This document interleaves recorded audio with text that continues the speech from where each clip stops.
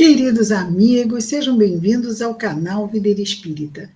Meu nome é Cristina Brito, este é o programa Projeto 15 Minutos, o Céu e o Inferno, e aqui diariamente estudamos por mais ou menos 15 minutos o quarto livro da codificação espírita, realizada por Allan Kardec, O Céu e o Inferno. Estamos na primeira parte desta obra, começando hoje o capítulo 11. E o título do capítulo 11... da proibição de evocar os mortos. Então, e até hoje, muitos criticam esta questão sobre, na doutrina espírita, haver este intercâmbio entre os dois planos nas reuniões mediúnicas. E recorre-se, então, à proibição do livro Deuteronômio, no Antigo Testamento, quando Moisés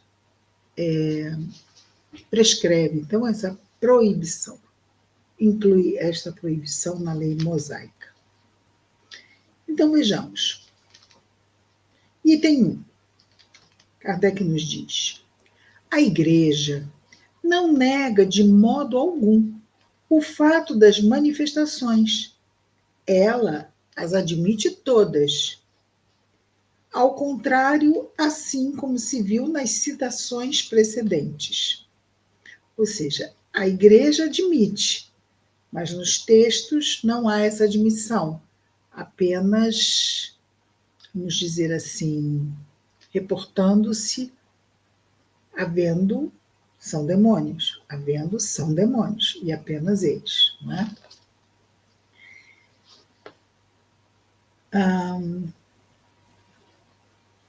Ela admite todas, ao contrário, assim como se viu nas citações precedentes, mas as atribui à intervenção exclusiva dos demônios, exatamente como acabamos de dizer, né? E como estudamos vastamente no capítulo anterior. É sem razão que alguns invocam o Evangelho para interditá-las, porque o Evangelho disso não diz uma palavra. Não há no Evangelho, no Novo Testamento, nenhuma palavra contra a evocação dos mortos. O supremo argumento que se faz valer é a proibição de Moisés, aquilo que dissemos. Eis em que termos se exprime a esse respeito a pastoral citada nos capítulos precedentes. Então, ele vai se reportar ao mesmo texto usado, ou aos mesmos textos usados até aqui para referirmos-nos, ou para Kardec se referir ao pensamento da Igreja sobre esses assuntos, aqui trazidos no Céu e o Inferno. Agora, aspas, texto da Igreja. Não é permitido pôr-se em relação com eles, os espíritos, seja imediatamente, seja por intermédio daqueles que os invoquem e interroguem.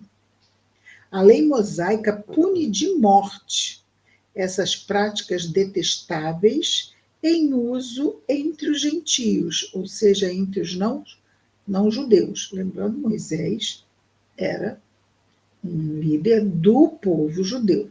Então,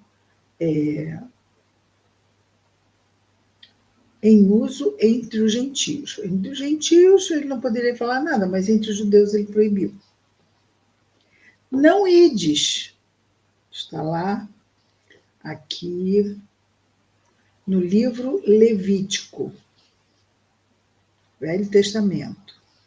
Não ides procurar os mágicos, está dito no livro Levítico, e não dirijais aos adivinhos nenhuma pergunta, de medo de expor-se à mancha, dirigindo-vos a ele, ou seja, a mancha, ao erro.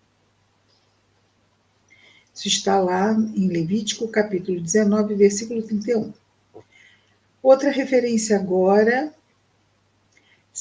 aspas de novo.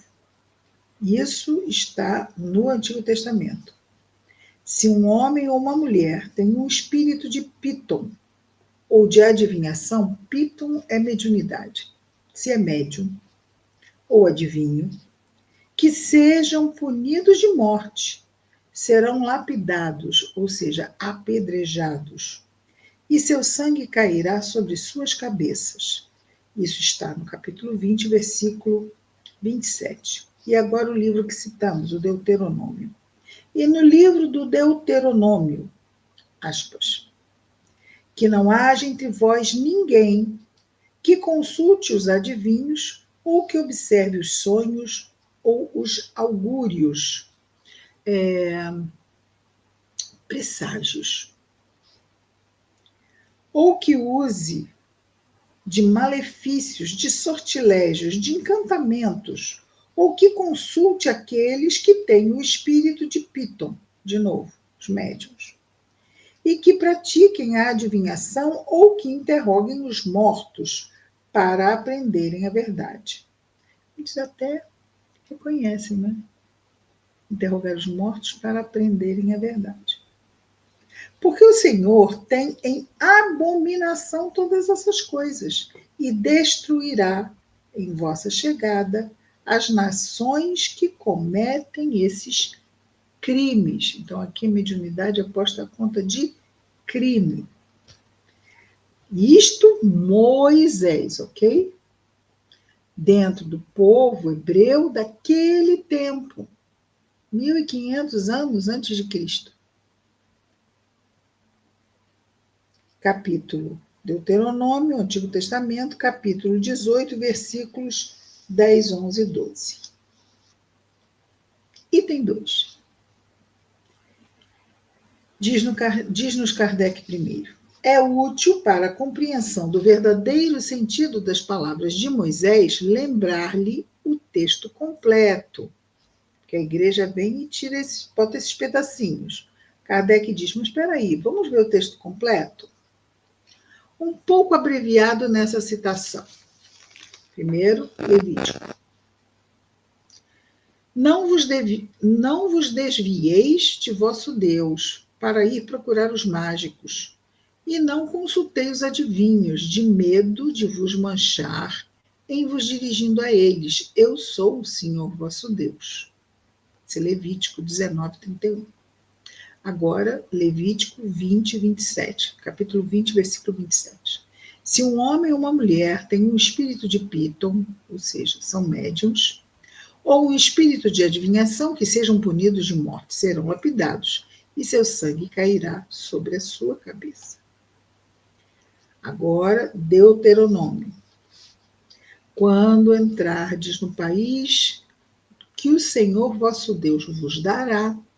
Então, aqui nós estamos vendo eles atravessando o deserto, não é? Os 40 anos que Moisés tira o povo do Egito e leva para a terra prometida.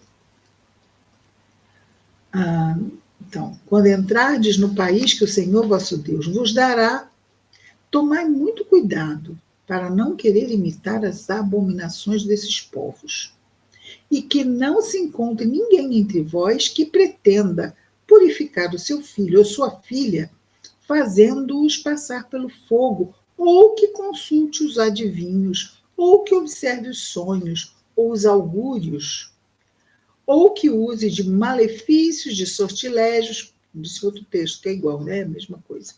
Ou que consulte aqueles que têm o espírito de Piton e que se metem de adivinho, ou que interroguem os mortos para aprender a verdade.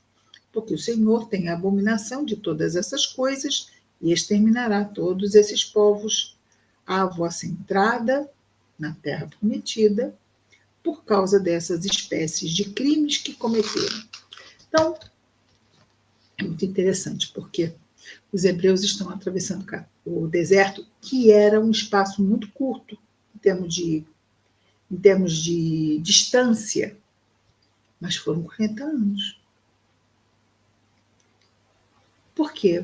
Era importante que aquela geração passasse, aquela geração que foi formada, que cresceu, nasceu e cresceu no Egito. Quem entrou em Canaã foi a geração nova, que nasceu no deserto. Interessante isso, não é? Para tirar, porque o povo hebreu ficou muito tempo no Egito. adquiriu muitos costumes, mesmo crenças. E o que era feito lá não é a coisa em si, mas como era feito. Então, era isto que se queria tirar do povo hebreu. A forma como os egípcios faziam e que o povo acabou absorvendo. Faz sentido, não é? Não só isso, como outras tantas coisas. Daí as leis mosaicas serem tão duras, porque era um povo muito embrutecido ainda, não é? Item 3. Se a lei de Moisés deve ser rigorosamente observada sobre esse ponto, deve sê-lo igualmente sobre todos os outros, pois por que seria boa no que concerne às evocações e más em outras partes? Não é? Ninguém pode falar com uma mulher se ela estiver no seu período de menstruação, por exemplo. Devemos também seguir isso. E outras tantas coisas. É preciso ser consequente, reconhecendo-se que a sua lei não está mais em harmonia com os nossos costumes e a nossa época para certas coisas. Não há razão para que ela não esteja, ou seja, para que a lei de Moisés não esteja ou seja, não mais em acordo, não é? Quanto à proibição de que se trata. Continuando, Kardec. Aliás, é preciso se reportar os motivos que provocaram essa proibição, motivos que tinham, então, a sua razão de ser, mas que seguramente hoje não existem mais. O legislador hebreu, Moisés, queria que seu povo rompesse com todos os costumes hauridos no Egito, onde o das evocações estava em uso e era um motivo de abuso, como provam estas palavras de Isaías. O espírito, aí abre aspas, Isaías, o profeta do povo hebreu, e esse texto está no livro de Isaías, no Antigo Testamento, ok? O espírito do Egito se aniquilará nele, ou seja, o que eles trouxeram do Egito, os costumes, vai morrer no povo. E eu arrasarei a sua prudência, ou seja, se eles tentarem manter, mesmo assim, daí os 40 anos lá no deserto. Eles consultaram seus ídolos, seus adivinhos, seus pítons e seus mágicos. Então, tudo isso se refere à cultura egípcia, que precisava ser, vamos dizer assim, separada definitivamente da cultura dos hebreus antes de eles chegarem a Canaã, a terra prometida. Então, lá ficou Moisés andando pelo deserto, 40 anos, mas não entrou lá, enquanto que a geração não mudou. Ele mesmo viu e não entrou em Canaã. Viu a terra prometida, mas também ele partiu, desencarnou antes de entrar em Canaã. Então, isso está lá em Isaías, no capítulo 19, versículo 3. Além disso, os israelitas, diz Kardec, além disso, os israelitas não deviam contratar nenhuma aliança com as nações estrangeiras. Ora, eles iriam encontrar as mesmas práticas entre aqueles onde iam entrar e que deviam combater. Ou seja, aquilo que eles viviam no Egito, eles iam encontrar na terra onde eles iam chegar. Então, era importante que eles já estivessem sem esses hábitos, porque senão iam sair do A e entrar no B. Moisés devia, pois, por política, inspirar ao povo hebreu a aversão por todos os seus costumes que tivessem ponto de contato. Se lhes fora assimilado. Vou repetir. Moisés devia, pois, por política, inspirar ao povo hebreu a aversão por todos os seus costumes que tivessem ponto de contato com esses hábitos desses povos, se tivesse sido por eles assimilado. Para motivar essa aversão, era preciso apresentá-los como reprovados ao próprio Deus. Então, a sanção tinha que ser muito dura, porque senão eles não iam abrir mão. Porque quem que não gosta, né, de oráculos e isso tudo? É muito atraente, imaginemos lá atrás. A questão é esses abusos que eram muito frequentes lá no Egito. Para motivar essa aversão, era preciso apresentá-los como reprovados pelo próprio Deus. Por isso ele disse, abre aspas, Moisés, o Senhor tem abominação a todas essas coisas e destruirá à vossa chegada as nações que cometem esses crimes. Ou seja, está dizendo, se lá fizerem, na terra prometida, fizerem isso também, Deus destruirá o povo que estiver lá fazendo isso. Então, melhor nós pararmos, senão também vamos morrer. Não. É um tipo de psicologia, não é? Estamos falando de crianças espirituais, voluntariosas, difíceis. Moisés, inspirado pelo alto, fez o melhor que podia para garantir que aquele povo monoteísta que iria receber o Messias no futuro se mantivesse preservado de todas essas infiltrações culturais de outros povos. Não vamos esquecer, não é? Que o Egito era politeísta. Acreditava em muitos deuses. Muito bem, amanhã continuamos com mais um projeto 15 minutos. Hoje vimos, então, do item 1 ao item 3, do capítulo 11. Até amanhã. O céu e o inferno. Muita paz a todos.